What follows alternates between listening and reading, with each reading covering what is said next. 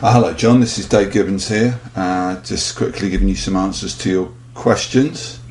I'll just run through them and I'll read the question, then I'll read my answer, and that way you know what matches what. Okay, so were the Watchmen designs inspired by any other superheroes?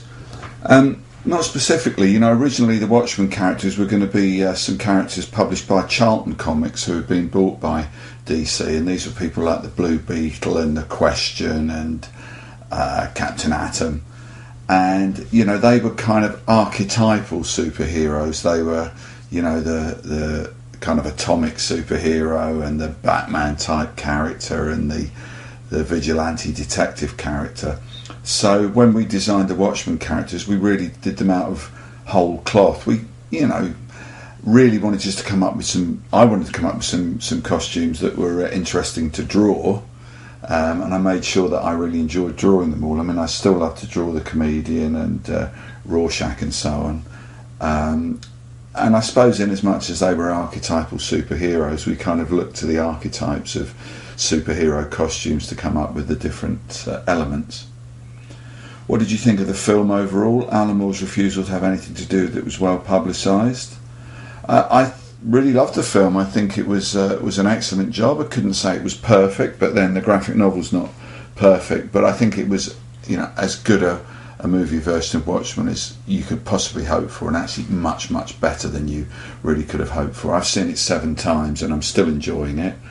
Alan Moore's refusal to have anything to do with it, and nothing to do with the quality of the movie or anybody involved with it. He decided to have nothing to do with Hollywood before anybody was announced to be taking Watchmen on. It's really just Hollywood in general that he's displeased with, rather than anything specific about a Watchmen movie. What were the main hurdles or challenges in translating the film from page to screen? Well, because I didn't have a great hand in doing that, I saw a draft of the script and gave my notes and feedback on that, and I saw a rough cut of the movie, and again was invited to and was very happy to comment on that. Really, it was the screenwriters and Zack Snyder who had the heavy lifting to do.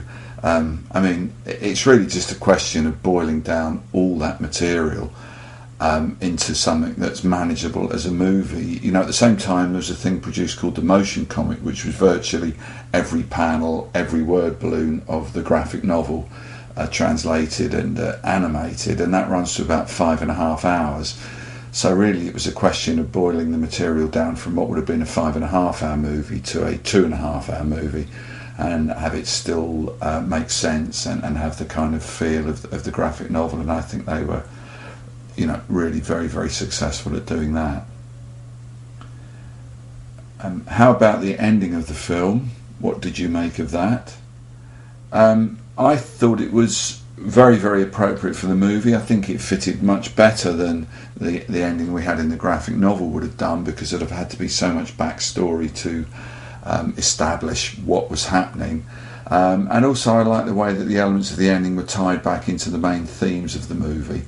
It wasn't just something different stuck on the end just for the sake of it. It was something that actually related, as the best endings always do, to what had been happening in the rest of the movie.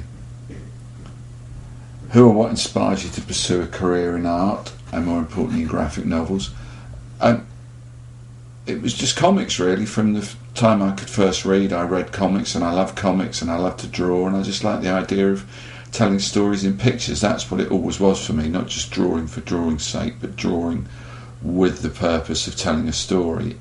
And of course, to begin with, I didn't realise that these comic book stories were written by somebody different than the artist in most cases. So it really was the storytelling. So yeah, that's how I gravitated towards what are now called graphic novels. Watchmen was named by Time as one of the 100 all-time greatest novels, and by Comics Journal in the top 100 of English language comics. What books and comics would be in your top 5? Oh, that's a really difficult off-the-cuff question. Let me just come up with whatever occurs to me at this point.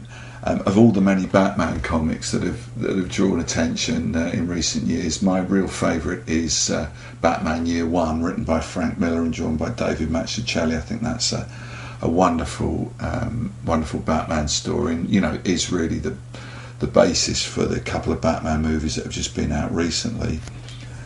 Let me think. I mean, I tend to think of groups of comics like the kind of EC comics were a real high watermark for graphic storytelling, particularly the works of Harvey Kurtzman, which would have to include Mad Comic, the work of Will Eisner on The Spirit.